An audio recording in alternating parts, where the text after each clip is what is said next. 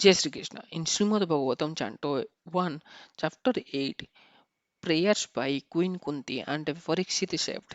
Here in the verse 20, it was mentioned that Queen Kunti telling to Vasudeva, Lord Sri Krishna, that you yourself descend to propagate the transcendental science of devotional service onto the heart of the advanced transcendentalists and mental speculators who are purified by being able to discriminate between matter and spirit.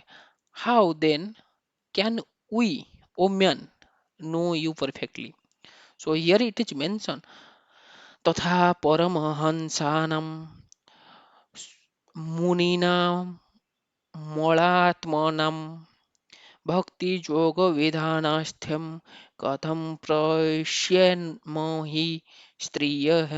So here it is mentioned here the purport is even the greatest philosophical speculators cannot have access to the religion of the Lord. It is said in Upanishad that the supreme truth, the absolute personality of a Godhead, is beyond the range of the thinking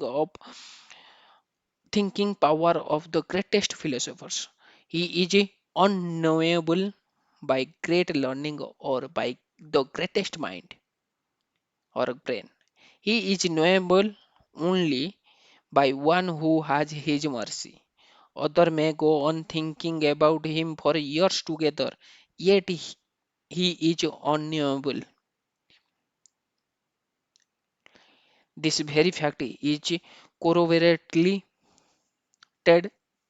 by the queen, who is playing the part of an innocent woman. Women is generally are unable to speculate like philosophers, but they are blessed by the Lord because they believe at once in the superiority and almightiness of the Lord, and thus they offer obeisance without reservation. The Lord is also so kind that He doesn't show special favor only to one who is a great philosopher.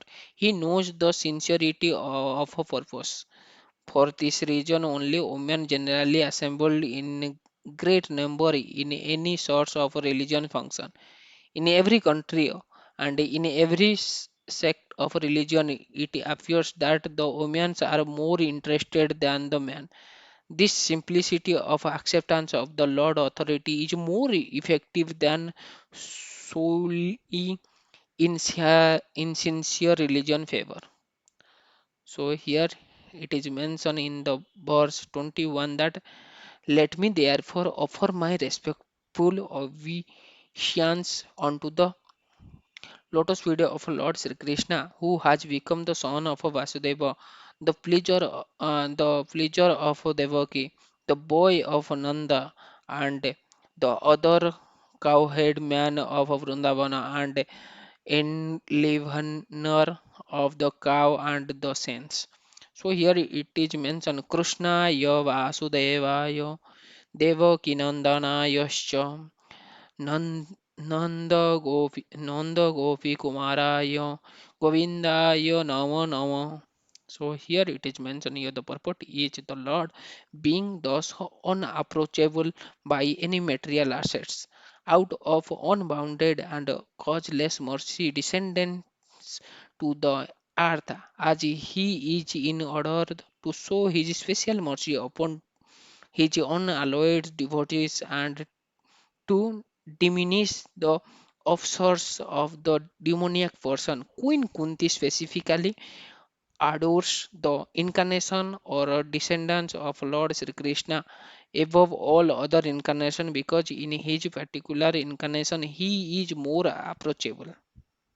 In the Rama incarnation, he reminds a king son from his very childhood, but in the incarnation of Krishna, although he was the son of a king, he at once left the shelter of his real father and mother, King Vasudeva and Queen Devaki, just after his appearance and went to lap of Yashoda Mai to play the part of an ordinary cowherd boy in the blessed Brajabhumi, which is sanctified because of his childhood pastimes. Therefore, the Lord Sri Krishna is more merciful than Lord Rama. He was undoubtedly very kind to Kunti's brother Vasudeva and the family. Had he not become the son of Vasudeva and Devaki, Queen Kunti could not claim him to be her nephew and thus address Krishna in the parental affection. But Nanda and Yashoda are more fortunate because they could realize the Lord's childhood pastimes, which are more attractive than all other pastimes. There is no parallel to his childhood pastimes as exhibited at Brajabhumi, which are replicas of his eternal affair in the original Krishna logo, described as the Chintamani Dharma in the Brahma Samhita. Lord Sri Krishna descendants himself at Brajabhumi with all his transcendental entourage and paraphernalia. Sri Chaitanya Mahaprabhu therefore confirmed that no one is as fortunate as the resident of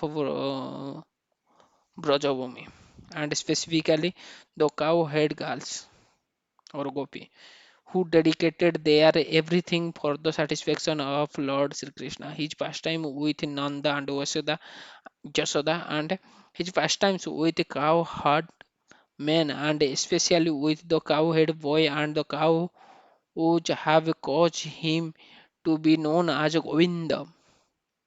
Lord Sri Krishna as Govinda is more inclined to Brahmanas and the cows, indicating thereby the human prosperity depends more on these two items, namely Brahmanical culture and cow protection. Lord Sri Krishna is never satisfied where these are lacking.